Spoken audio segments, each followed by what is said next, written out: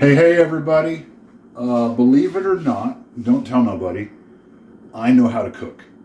Between my mom, high school foods class, YouTube University, and trial and error, I'm pretty good at it. So tonight, we are doing a old family recipe, flamin' hot chicken of the sea, because it's fish this time. So, we got mahi mahi filet. We got our mix, like our shake and bake type of deal. I guess we'll start off with the tuna. So the tuna, I had to rip the skin off of it, cut it up into some pieces, and then paper towel dried it. And then you got to make your stuff. Everything that I used is right here. Flamin' Hot Cheetos, Italian breadcrumbs, pepper, the Creole seasoning is delicious, garlic, and some dill. So, Cheetos go in the thing, little zap, zap, zappy. You end up with that. And then as little or as much of that as you'd like. If you don't have breadcrumbs, another thing that works really well is instant potato flakes. The fake mashed potatoes, that's real potatoes, they work really well. So this is what you'll end up with. So, yeah, they look all good. So we'll do this last three little bit. Flour, whatever flour was in the cupboard, it's all the same. Egg wash and our stuff. Tuna goes in the flour. Little shaky. Into the egg.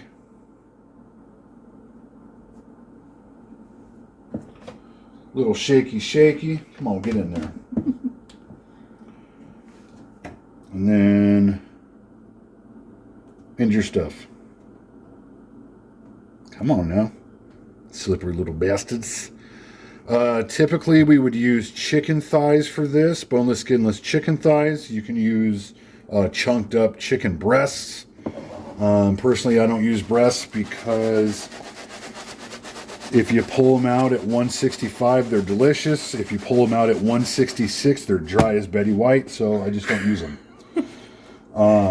Chicken thighs seem to be a little bit more forgiving when it comes to being a little overcooked.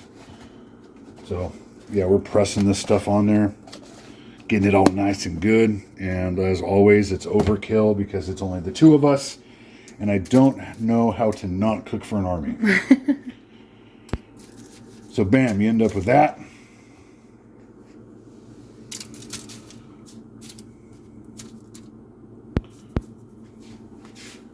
So I'm going to throw these on the smoker, but typically in the oven for 375-ish until they're done.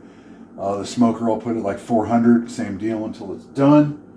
And we will see you when they get off the smoker. Welcome back. I make the world's best mashed potatoes.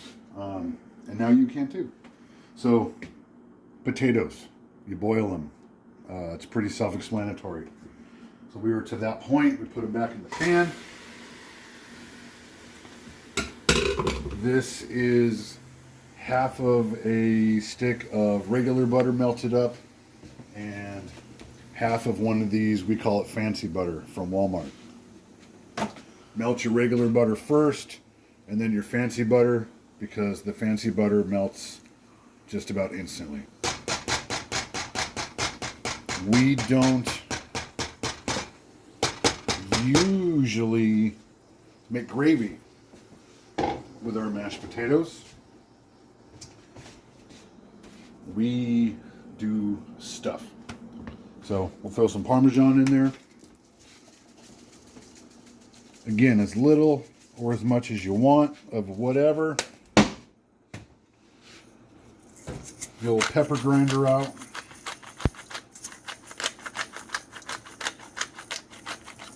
We prefer like super coarse pepper. That way when you pick it out of your teeth later, it's still delicious.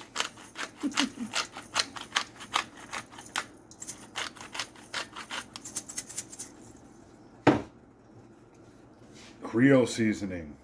This stuff is awesome. What is this? Tony's Creole seasoning. We only got 3 big potatoes in there because it's just the 2 of us. A little bit of salt, always pink salt. We haven't used the iodized salt for years and years and years. Garlic powder.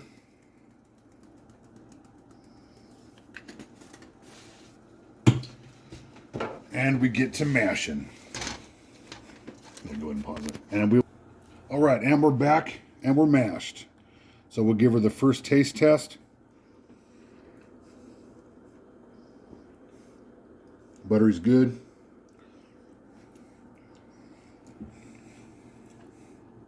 We need a little bit more salt to overpower the potatoes. And since we don't do a gravy, the potatoes end up fluffy enough and kind of fluffy enough. So we don't use gravy. So we won't get that extra salt content from the gravy. The Creole seasoning, I think the first ingredient is salt and then whatever else is in it. Mixy mixy.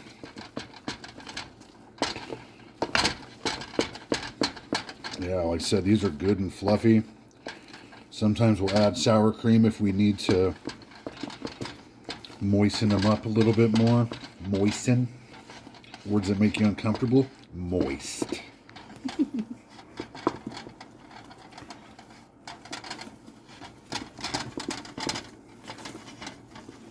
All right, let's try this again.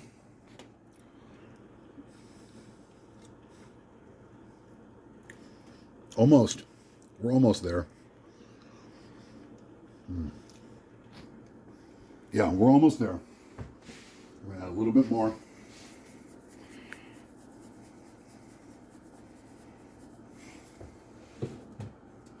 A little bit more. A little bit more garlic. And this is how you achieve the world's best mashed potatoes. It's not a set recipe. It's start with a little and keep adding until it's perfect. And for me, you can never have too much pepper.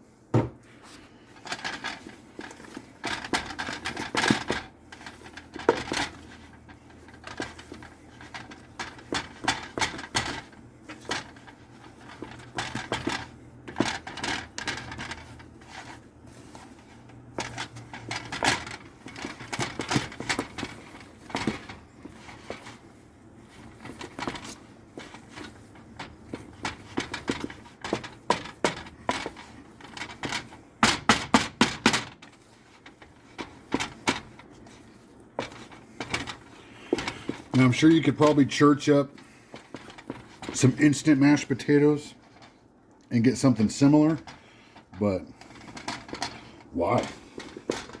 Why would you want to? All right.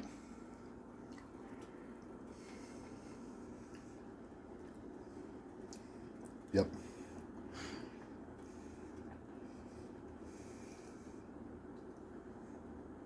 Yep, that's good. Go ahead. You tell me.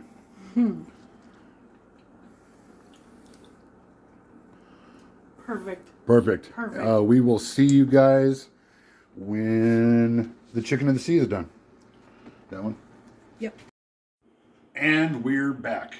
Chicken of the sea is done. Let's go pull that off of the smoker. Yeah. Get that off of there. I don't know, what did it take, 25 minutes? Yep. Something like that. We cook everything in the smoker. We've baked pizza in the smoker. It's delicious. So while that cools down just a bit, this is a stolen recipe from my mom, kinda.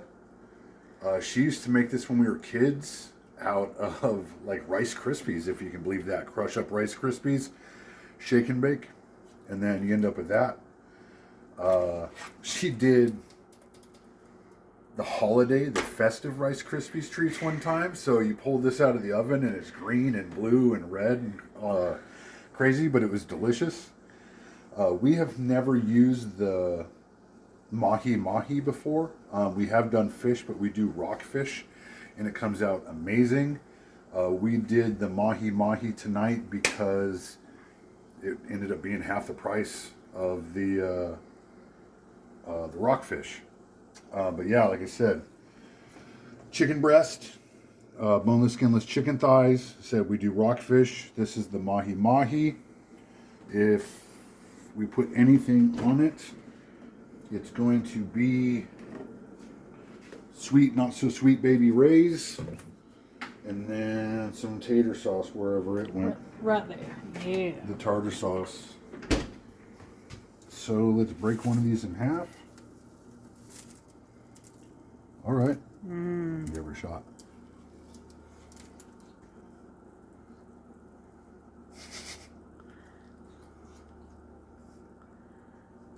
Oh my God. Here. Whoop. You got to try that piece. All right.